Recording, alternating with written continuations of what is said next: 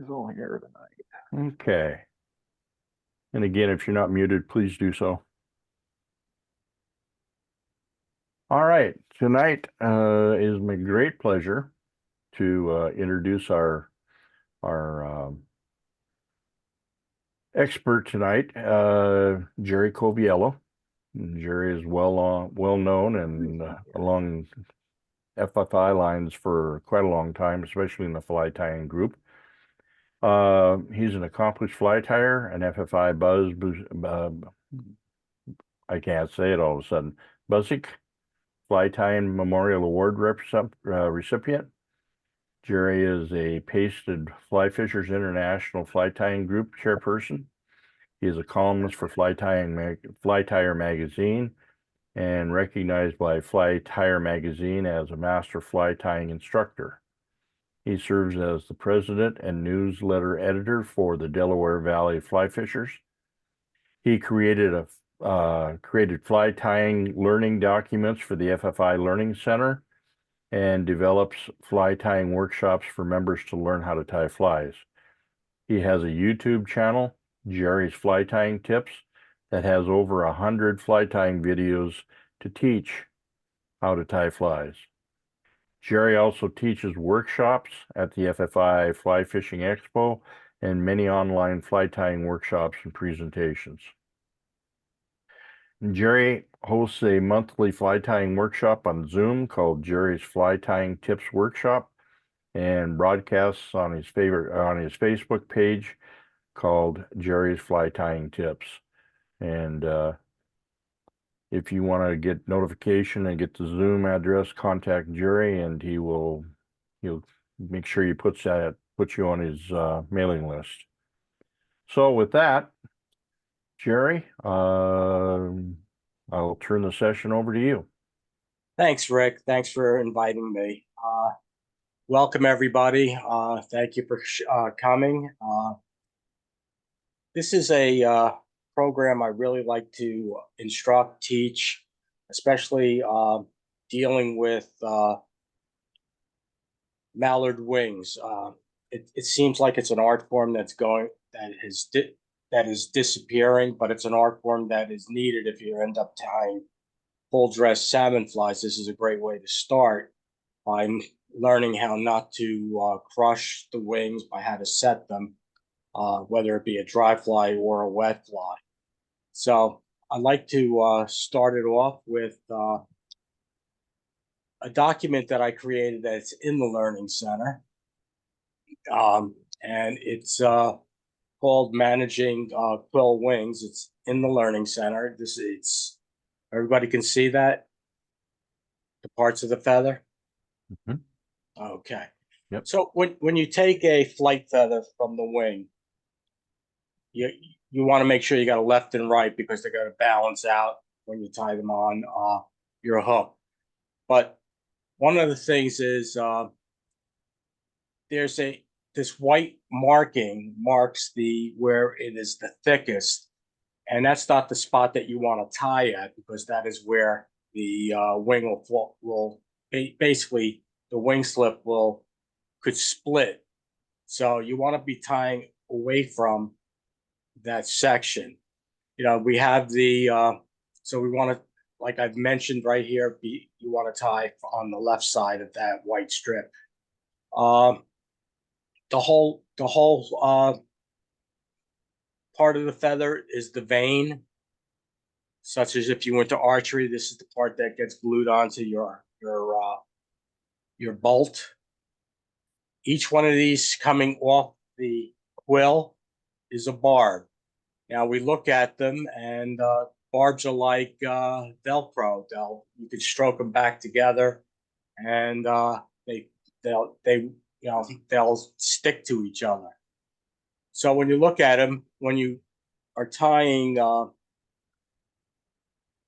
quill wings, you want to have a matched pair, so that when you're taking from the left side, you're going to take exactly from the same spot to the right side. If the feathers have some sort of crinkles in them, just take them over to your teapot, let the steam hit the feather, and it'll take the the wrinkles out, the kinks right on out of the feathers so that it'll work for you. I'm also starting to find that duck wings are, especially mallards, they're getting harder and harder to find in fly tying shops. So keep that in mind. I've been going elsewhere to pick up wings that are used for training dogs for the same thing. So another thing, I went to one of my freshman classes in college. I was in an engineering school, and one of the things was a draftsman tool, which was a draftsman divider. Well, I have no use for it other than the tie. Jerry, I need you. Okay. There we go. Okay. So I'm using a tool that gives me the exact measurements of the thickness of the quill. What I'll do is I measure the gap of the hook with these dividers, and then I slide it off the quill wing and then cut so that I'll have a measurement and they'll be equal, a left and a right. So this is how I work it. You don't need to use dividers. I'm just using a tool. You can use a paper clip and do the same thing and just measure it off. But, I think you can find these type of tools in flea markets and stuff for like $5. So, and what I do is like I said, I measured it from the gap, bring it over to the feather, take a section, and then I cut it, and then I'll have two sections. So the first fly that I'm going to work on, it will be the blue dun, and the materials are going to be a gray a dry fly hook, and I'm going to use a size 12. I'm going to use thread. I'm going to use a 60, a 60, or newer terms now are 70 denier. The wing is the mallard drake wing fibers. Body is just gray or muskrat dubbing. I'm going to use muskrat. The hackle, a dun hackle. The tail, a dun hackle fibers. So let me stop sharing, and I will go right over to my webcam camera.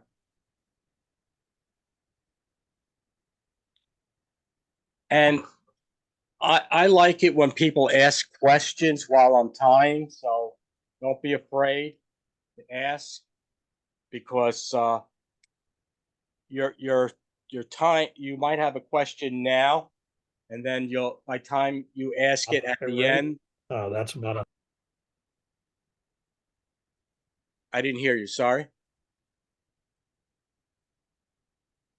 Okay. So I got the hook in the vise. I always put the hook. The vise will clamp in the lower section of the gap.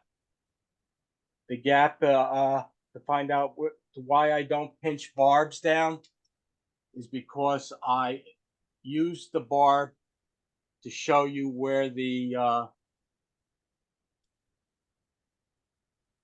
where the bend of the hook starts. So I'm just gonna get my thread, tie it right behind the eye. I'm gonna give myself a little bit of a layer of thread, which helps the materials from sliding off. So I'm putting a friction point. The wing I'm going to aim for is 1/3 the shank.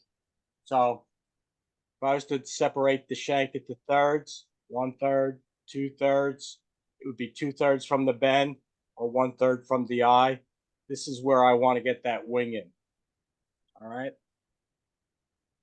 And as I said,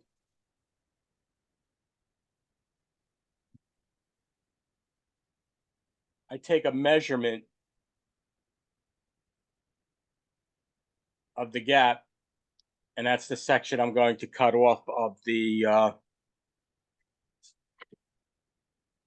wing, the left and the right. So I've already did that just to help, because we have 3 flies to tie and I want to get through this, but the most important part is getting them on the hook and not splitting. It seems like everybody has, the problem I always hear is they, once you tied them on, they split on them. So remember that white line? Well, that's right there. This is very thick. If you were to look at this, you see the thickness right here. So I want to be able to tie the thin sections.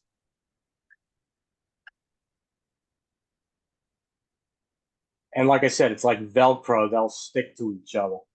So I want to have a V, a Y, V. I want the tips. When I go to tie this in, I want the tips forward to slant back. So to do that, I'm going to hold them, measure them. The wing is going to be as long as the shank of the hook. And then I'm going to move right to the tie-in section. Then I'm going to take the thread. I'm going to do a pinch, loop method. Then I'm going to hold the wing. I did not release that loop. That's a pinch. It's holding the loop. Why it's called the pinch loop method. Then I let the bobbins wait, lock it in. If I was to just put that loop in there, the chances of those wing fibers splitting are even greater. So I'll do it again. I'll put it in between my thumb and index finger, hold the wing, let the weight of the bobbin drop. One more time for redundancy, weight, lock. Now that's in place. I'll give it good tight turns. I'll go back just 2 or 3 wraps.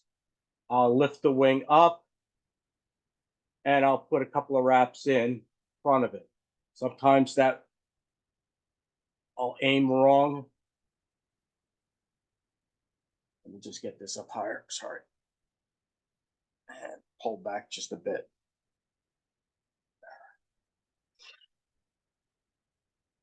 At this point, the wing is together. So what I want to do is just take my bodkin and just run down the middle of it. Take my thread and just slide it loosely and then tight. Making sure the wing gets a nice opening in place. And I'll do it one more time. Do it through the middle again, lock, through the middle again, lock it in, hold the wing up, put a couple of wraps in to make that stand even straighter. Any questions on that? All right. Hey, Jerry, I do have a question. Yes. I think I noticed it happened to you too, but frequently when I'm tying these, it seems like I get my quarter or third part of the shank measured, but as I'm tying, the feather or the wing actually goes back. And the issue is because when I tied it in, I put the thread back further. I also have a little bit of a handicap while tying right now. I have a camera in between me leaning over, so I don't get to see it directly on. I'm at an angle. So there's my issue right there. But I'm right. That's why I had to push it up forward just a bit. But you know, we still can make those changes at that point. You know what I'm saying? Does that help? Yeah, I think so. Yeah, it seems real easy to make it slide backwards. So yeah, Yeah, I would rather have not did that, but I wanted to make sure that I was not at the at more than a third, or else my proportions were not going to be correct. All right, so I just want to make sure my wing is in place.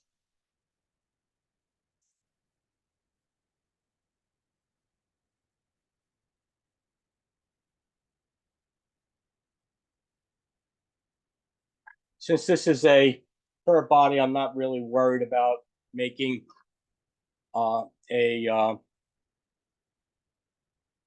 tapered body. I'm going to let the fur do that. Normally, if this was anything else, I would go right ahead and try to make it a little bit of a taper body. So I'm going to bring my thread to the bend of the hook. Then I'm going to take the thread forward just a bit and aim it for in between the barb and the point of the hook. Now I got to take tailing fibers, and this is where it gets a little difficult now with the newer necks, where they don't leave too many spade hackles on anymore, and they really breed them really down to smaller fibers, smaller sizes. But what I want to do is just take some fibers, hold them by the tip, and then cut them. I don't pull, because if I pull them or tear them from the stem, the odds are that the tips will unalign again. So now these are all lined up. I can roll them in my finger, thumb and index fingers, and they're going to be lined. Then I'll measure it from the shank of the hook. Switch hands.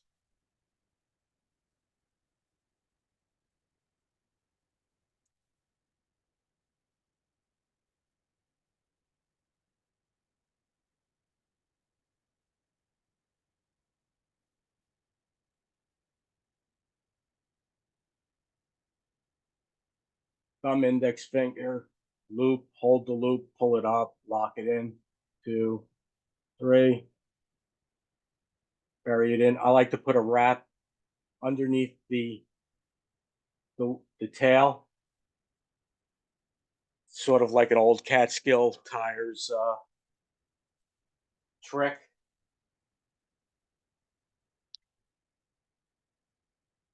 I'm going to take the muskrat fur.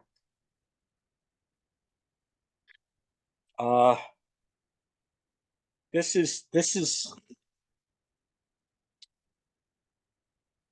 is where dubbing is important. I don't use wax, so I'm able to slide it right back up. The amount of fur that I use, you could see through it. You could read the New York Times with the amount of fur that I use. Another way to do it is if you threw it in the air and watch it float down, and it'll go right on. The next step is that you should be one direction. I don't care if you go clockwise or counterclockwise, but once you start, you have to continue that.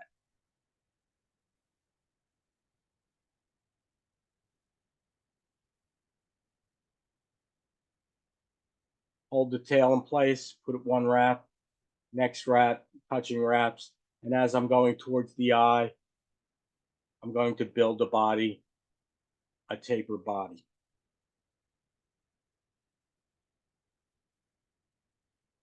And like I said,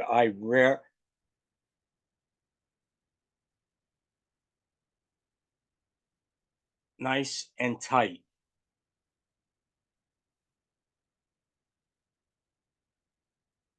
I would rather add more fur than try to speed it up.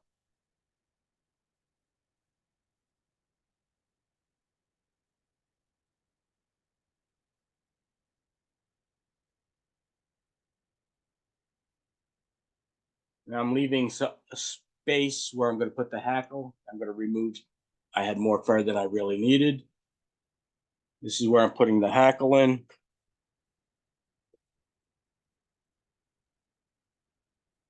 One second, I see something.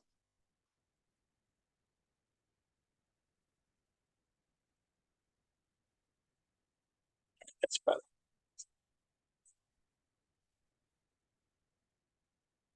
Since this is a size 12 hook, I've already measured the hackles, the hackle for it. This is a size 12.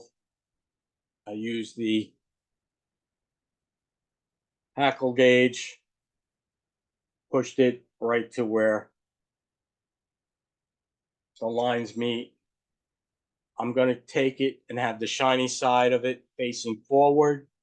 I'm going to catch the stem right underneath, holding it perpendicular to the shank of the hook. I'm going to move the stem to the eye, pull the wings backwards, and lock that in.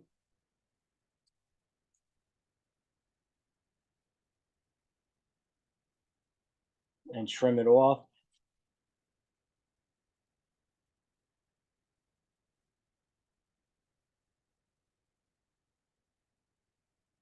Take my hackle pliers.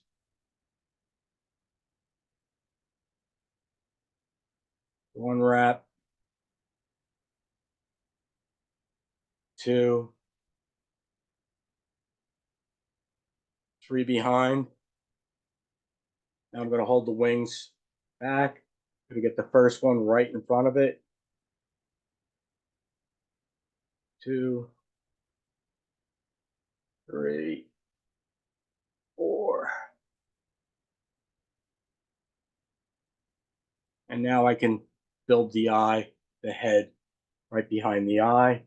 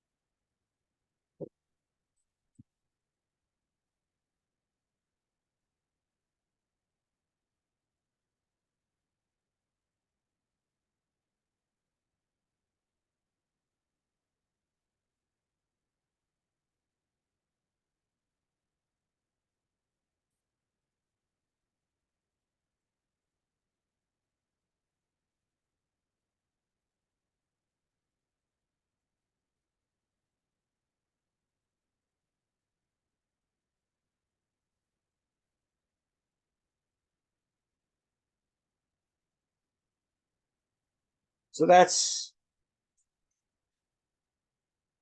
the finished product of dealing with the wing, the mallard wing. Any questions? Bill ahead. made a comment that he thought it was a really cool idea to drop the bobbin like you did. Oh, good. Yeah, I've never seen that before either. I like that. All right. Here's a fly. It's a Pennsylvania pattern on the Henryville, called the Henryville Special, which Henryville is a town in the northeast Poconos on the Broadhead. And this pattern was very famous for that area. And I'm bringing the thread to the bend of the hook.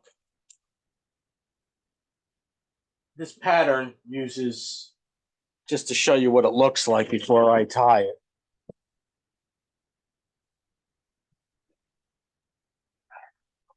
I'll share the quill wing again. So after we did, and these steps are on the Learning Center. So if you need to look at them, they're right there. All right. This one is the Henryville Special. It's a 1930 Broadhead Creek pattern. And the reason why it's very successful, it has a tent wing silhouette. A lot of hackle to handle the freestone streams of the Poconos. This will ride high on the water. So not the hackle through the body, and then the hackle as a collar. And then we'll tie that. Well, I'll show you how to tie that. I still use it. It's very successful. Unfortunately, you may be getting 4 to 5 fish out of it by the time the wing gets destroyed. Excuse me for a moment, Jerry. Sure. Got a question from Jack. Says, what bobbin are you using? It's a auto bobbin from Norvice. So every time I could stretch that out, and then I could just bring it back up. All right. So it holds it. It's like a window shade.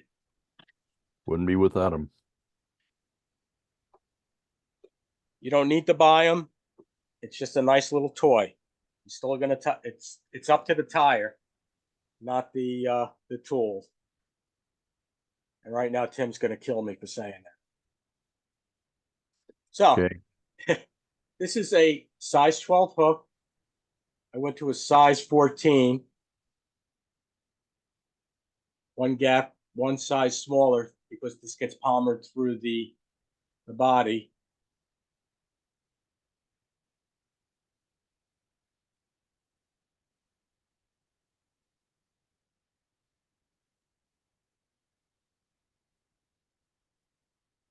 Okay. If you don't mind, Jerry. Sure, go ahead. James, I think it's an appropriate place to ask this. James asked, could you comment on the use of wings in a fly pattern and how it became part of the fly pattern? Well, that is a really good question. What happened is, not all the time were the wings ever set up as separated. Okay. Theodore Gordon, his first Quill Gordon was a single wing wood duck. Okay. Over time, that changed. You got people like Rube Cross that took his patterns and changed them to make it look pretty, to have 2 separate wings, because the mayfly itself had 2 separate wings. Balancing it. Also, it balances out the fly, looks prettier, gives an illusion of movement, because sometimes on a mayfly, not only does it just float down the water as a sailboat, sometimes they sputter, they shake them, they're pumping liquid and oxygen into their wings to get them full. So there's a lot of movement going on. So the theory was having the 2 wings gave that sort of an illusion. And they also said, well, the mayfly itself had 2 wings, so we should tie it with 2 wings. It looks pretty. So when you pick it up out of the fly bin, you go, oh, this looks nice, and you'll buy it. Okay. Jerry, can I interject here for a second? Sure, go ahead. Well, one of the main reasons they did the V shape was so that the fly would land upright every time and float gently down to the surface. That's a good one. You're right. Thank you, Eric.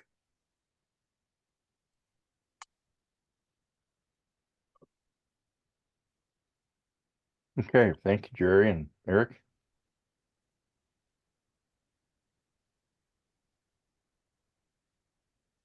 All right, so I'm gonna put in the floss.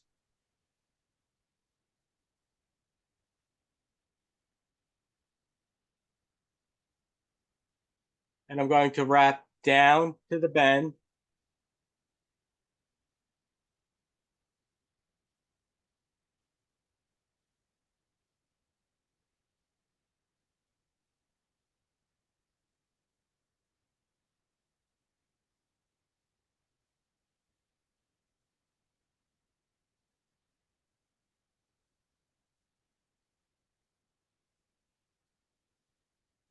And then I'm going back up.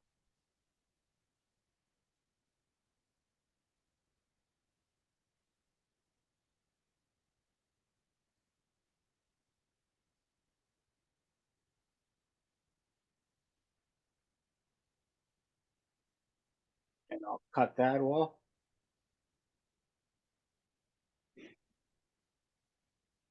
Palmer ribbed the grizzly hackle.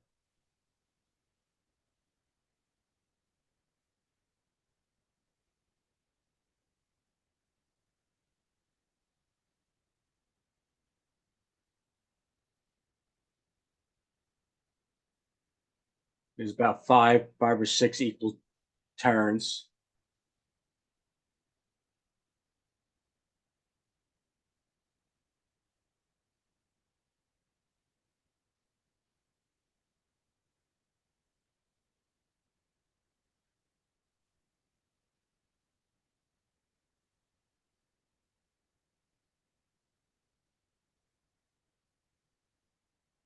I'm going to trim the top off.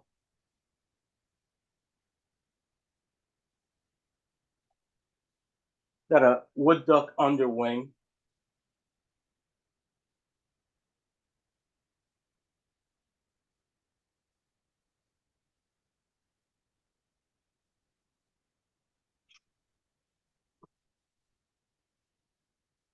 What part of the wood duck or from where? The mallard flank. Okay. Gonna get the tips to at least the bend of the hook.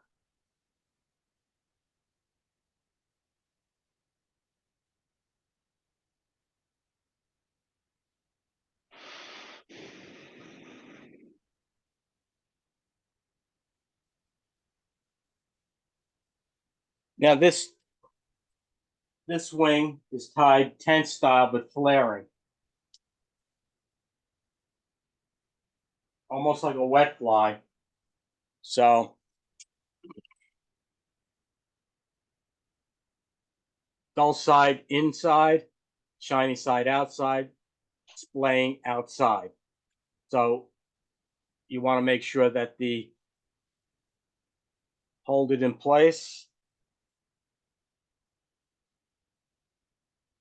Line up the tips.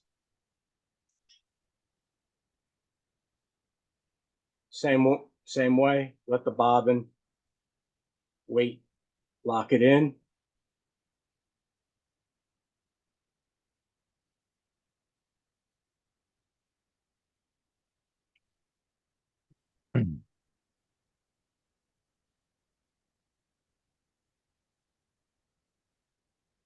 So what I want is underneath it'll look like a caddisfly.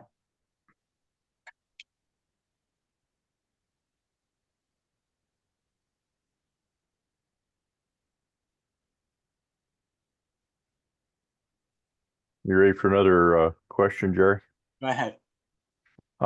Katie asked, are most duck species interchangeable provided the sizes are similar and the same type of feather is used? Well, just trying to think. That's a question I don't know. It's use a lot of mallard because they're bigger ducks. They're a big duck to use. I don't see why you can't use the feathers as long as they're the same matched pair for the fly. I don't see any reason why not to be able to make them interchangeable. So if you had a Peking duck, which is a white duck. And you wanted to tie with that. Just remember that the wing itself will not be gray. It will, instead of slate, it'll be white. You could use that for, coachman's, royal coachman's that have it. But I don't see any issues as long as the wing itself is long enough to use or short enough to use, or so I'm not 100% sure.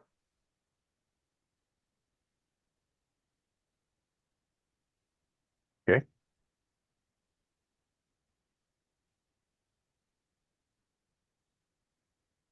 I just tied in the brown hackle.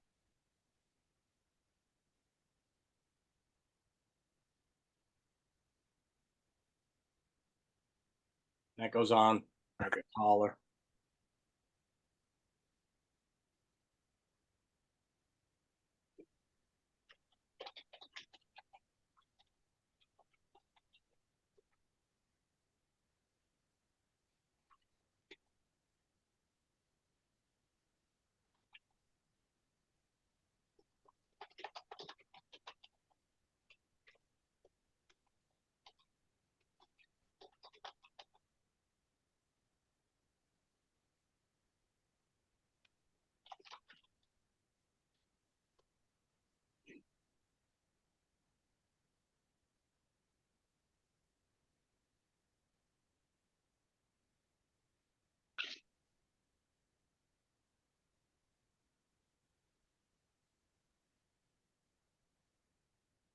Okay. So it's a different type of wing set for a dry fly, giving it the tent wing look as a caddis. Pretty realistic. Yeah, it's a good looking fly. I got a couple of more questions and a comment as well. Sure. Okay. Let's see, this is James. Does dyeing of the wings weaken them? They seem to break more easily. I've tied Parmesan bells, which is a dyed red, dyed white. Well, not dyed white, but dyed red from a white quilt, and I've never noticed any issues with them breaking.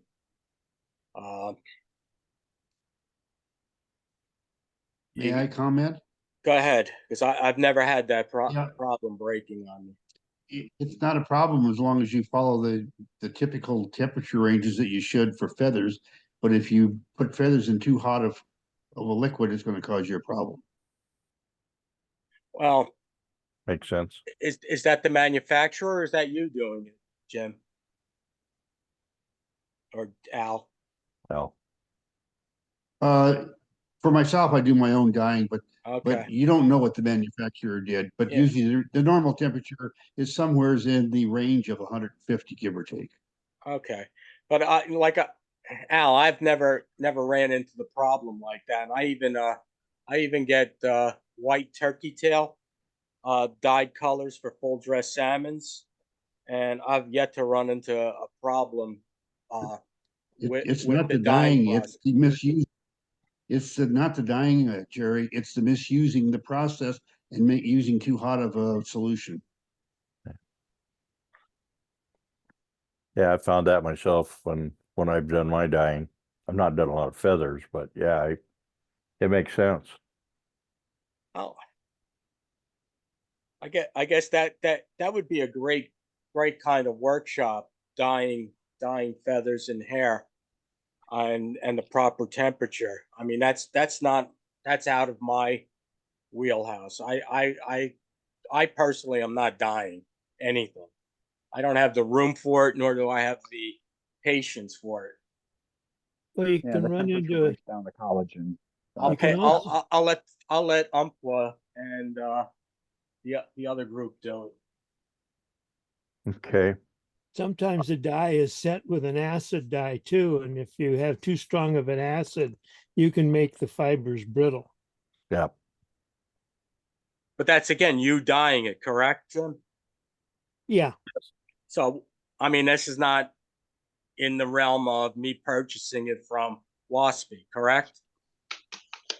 correct. It's just, they can sit on the shelf for a long time and feathers will get a little brittle sometimes. Oh, that's even with hair. Yeah, So Okay. once again, here we go again saying, wouldn't I rather go to the fly shop in person than order online? true. Okay, there's the issue. I mean, I would walk in there and I would get to feel the feathers at a fly shop. Okay. I got a couple more here. James Sarah asked, what is your favorite floating for flies with wing material in them? I've been using any of the which we'll call it the powder, like Frog's Fanny. I was using. Oh, yeah. I would do that. I've used that. I've used at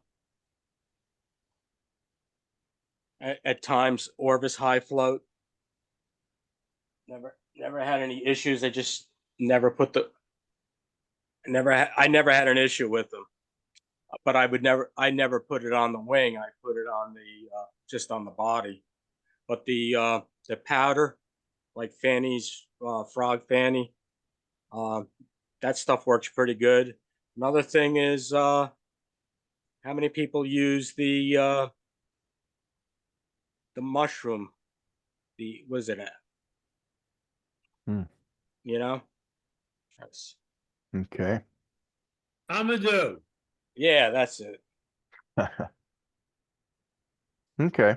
Fly CA, could you use a tent wing versus two wings? Well, that's a different pattern then. That would be the Hemingway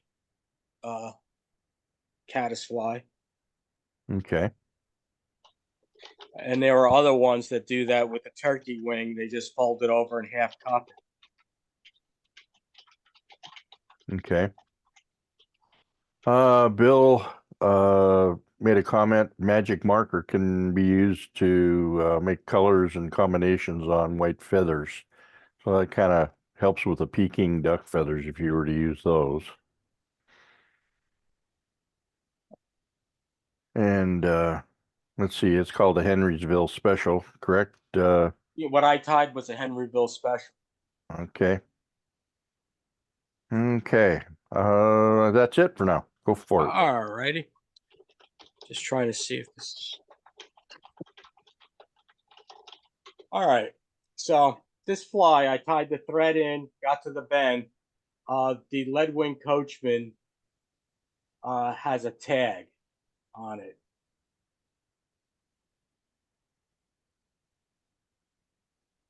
A gold tag. So I'm just going to set it away. And I'm just going to go down the bend about 2 or 3 turns. And then I'm going to come back up.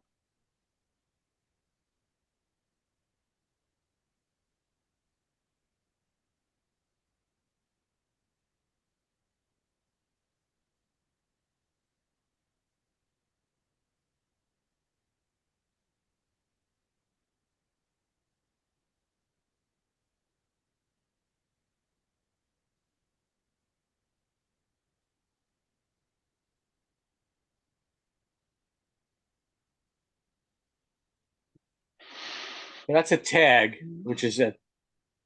This one is a gold tinsel at the rear section of the fly,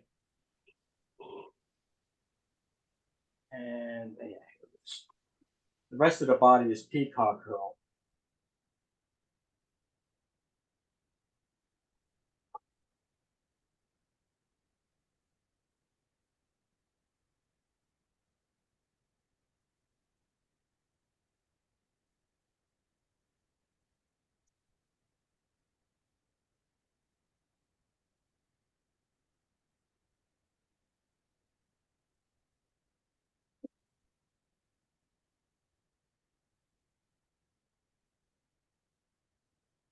I'm tying in about 3 or 4 strands of peacock herl.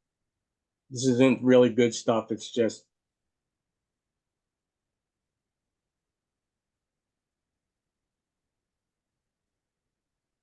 gonna make a rope. If I really wanted to, I could do this.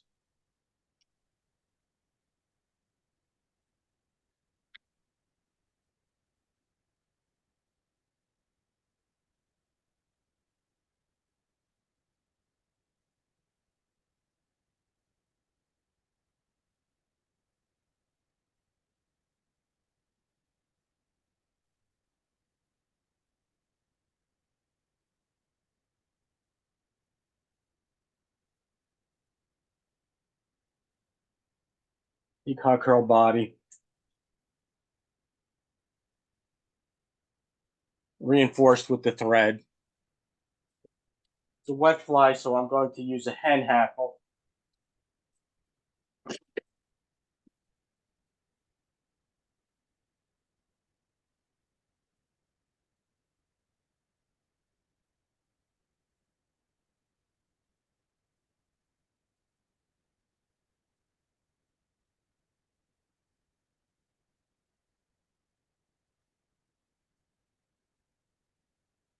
Take the hackle pliers, wet my fingers a bit, and just give a slight fold so that they all canter down, fold back towards the bend of the hook.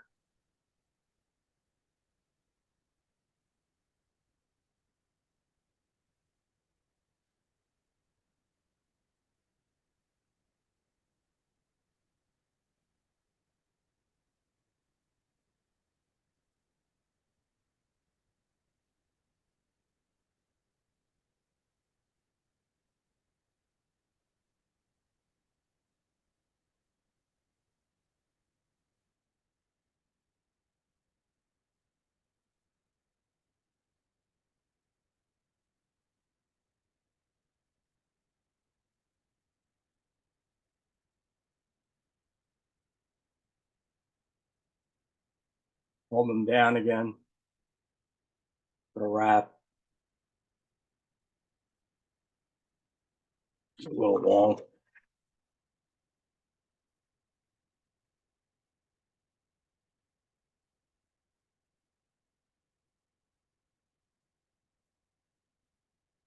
Just like the Henryville Special, this thing has on each side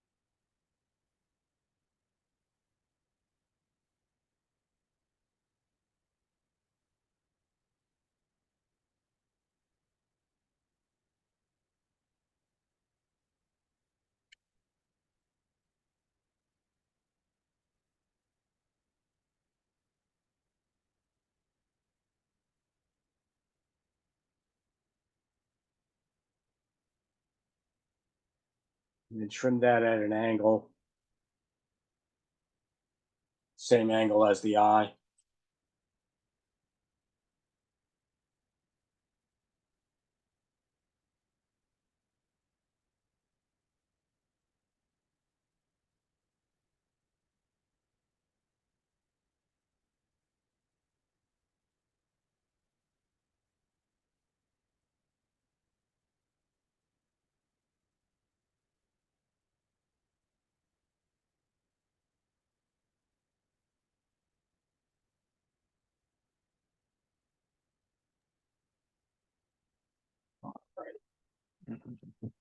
So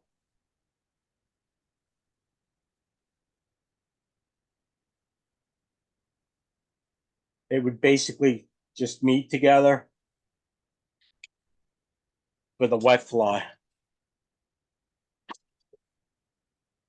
Okay, Aaron asked what, how do you figure the length of the wing? The wing goes to the bend of the hook, tips are matching right to the bend. Little bit. Okay. You see that? Yep.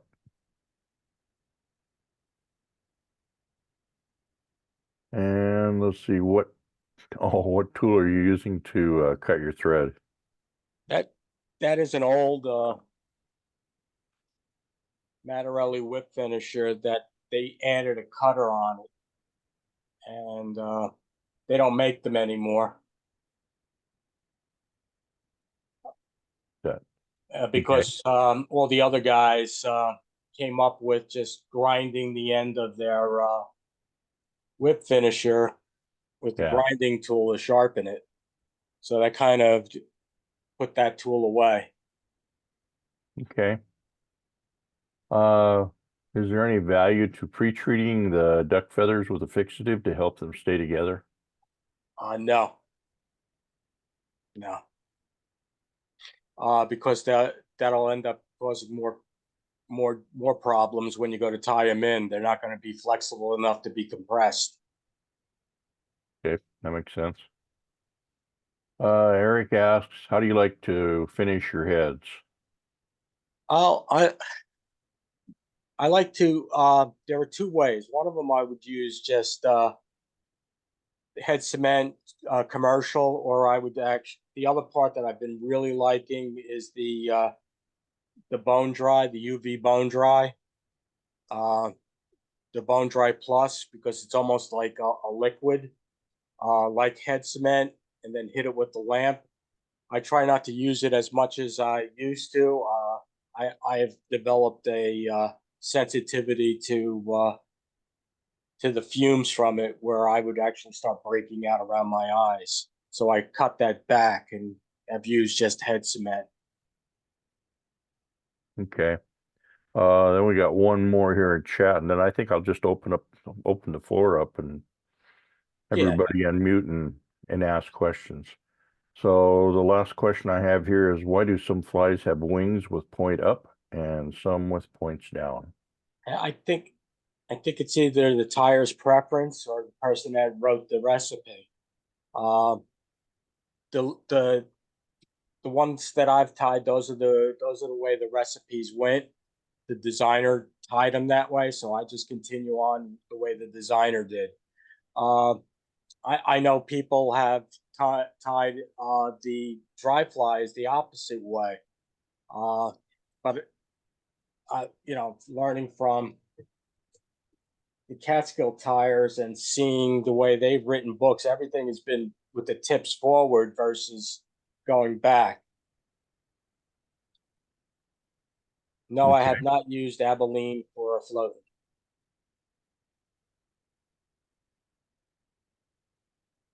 Have you? Anybody used it? You can open up your mics and. Yeah, a lot. Abilene is a very inexpensive product that you can get used for floating.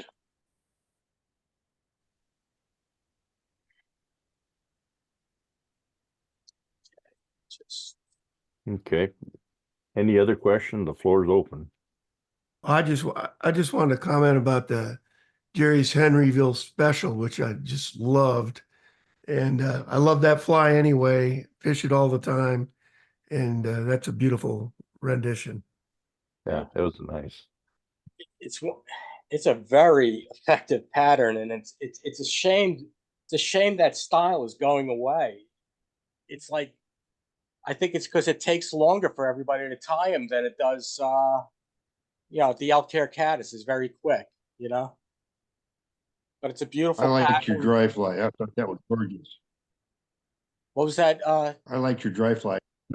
I liked your dry fly. Thank you. The Blue Dun. Jerry, this is Joel. I put this in the chat, but just to say it here, my dad taught me fly fishing in the late 50s in Colorado rivers, and the lead wing coachman and Rio Grande King were the popular flies then. So that lead wing coachman reminds me of my dad. Oh, that's nice. Sweet. Thank you. Well, that lead wing coachman still works to this day. Oh, yeah. It's a fantastic fly, my east first or west. my first fish was on a lead wing coachman, a size 16 rainbow. First time with a Cortland but 7.6 fly rod, 7.5 feet long. In the Catskills, in the Catskills, we use the leadwing coachman to imitate the Isonychia. And also for drowned caddis. Also for caddis emerging. You take that on a swing and you fish it with a swing, and you start doing a lessering lift, which is raising your rod tip at the end of the current. The drag will come up. That entices a very mean strike when they hit that. You know, a lot of people don't realize that tag at the end, the gold tinsel, that reflects the light. It's like an air bubble at the back end of it. So they take that, it gives an imitation of light. And now we throw in a peacock curl, which is iridescent, which throws in a green, a brown, or, you know, all those different colors. And we always used to say, even on the Esopus River, that the peacock curl was a magnet for rainbows.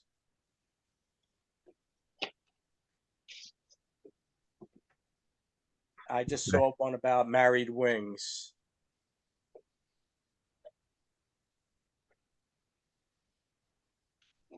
That's a good question.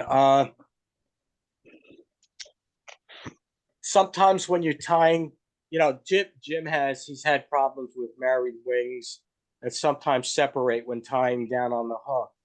And he goes, is the issue of the wings just not being compatible, or is it just the thumb guy? No, it's not thumbs. Jim, try what I just did, what I've just showed you by holding the wings together and letting the weight of the bobbin lock it into place. Because the issue could be just the massive amount of tension splitting all the fibers instead of giving it time to crush and set.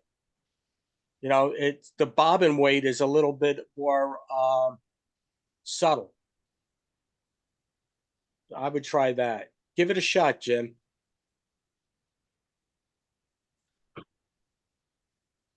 Okay, one thing you might want to do, Jerry, is put your email address in chat. So for those that haven't been coming to your monthly sessions, if they want to get involved with that and get the Zoom link, they can have that opportunity. I'm putting in the sign-up sheet in the chat. Chat.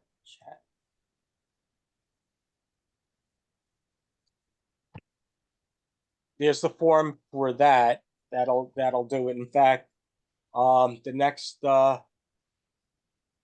Zoom one I'm doing is I'm doing February 21st. So put your name in, and I'm just going over an old sable wolf and the usual from Fran Betters. He was a pretty good innovator. I think he deserved more credit than what he got with the flies he designed. Yeah, if you haven't attended it, it's a really good session, and Jerry, as usual, is detailed, and he makes sure that you understand what he's doing, and it's worth going to. Unfortunately, my schedule never allows me to get there. Well, I had to change it because these classes were getting on Tuesdays, and I said, I want to give everybody a chance to go to this, so I moved mine to Wednesday. So I'm going to start doing that. And then I'm getting hit with clubs that are wanting me to come over and do workshops now. I have one. I just did one on. They just wanted me to tie 2 patterns. That wasn't a. It was kind of funny because I saw right away dubbing issues, and that really got me thinking. And now I have a class coming up, just dubbing techniques and weighting the flies, how to do that, because they were throwing a whole rabbit on the hook on the thread, and I'm like, no, can't do that. And I emphasize it. You probably saw it on the first fly. I emphasize you could barely see what's on my fingers when I go to do a dubbing on a threads. So that I think is key. Okay. Ken, if you go to the Fly Fishers International website and then go to where it says Learn, and on the left-hand side, you'll see the Learning Center resources. And you'll find that all that information and that Jerry has talked about, plus a lot of other stuff. I mean, it's fantastic. It's well worth it. I just put the Learning Center link in the chat. Thanks, Jerry. You're welcome. Any other questions?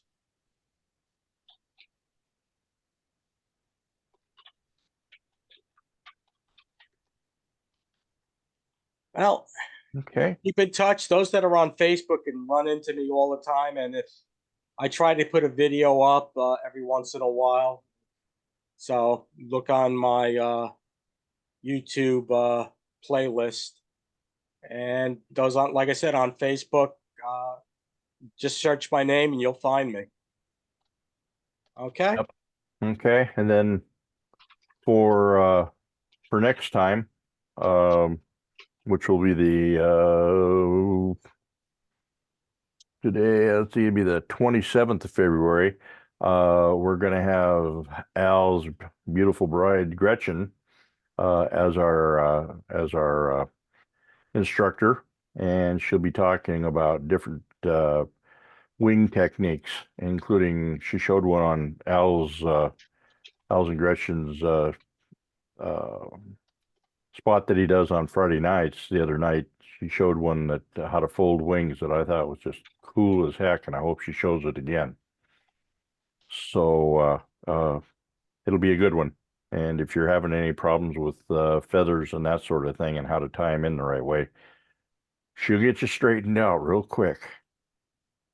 So anything else to add, anybody, before we shut her down? Thanks a lot, Jerry. Thank You're you very welcome. much. See you guys soon. Enjoy. You bet. All right. Good night, everybody, and thank you for Good. coming. Appreciate it. Good Thanks, stuff. Jerry. Thanks, Thank you. Rick. Good night. Bye, Cal. 61-year-old Raymond Ferry is a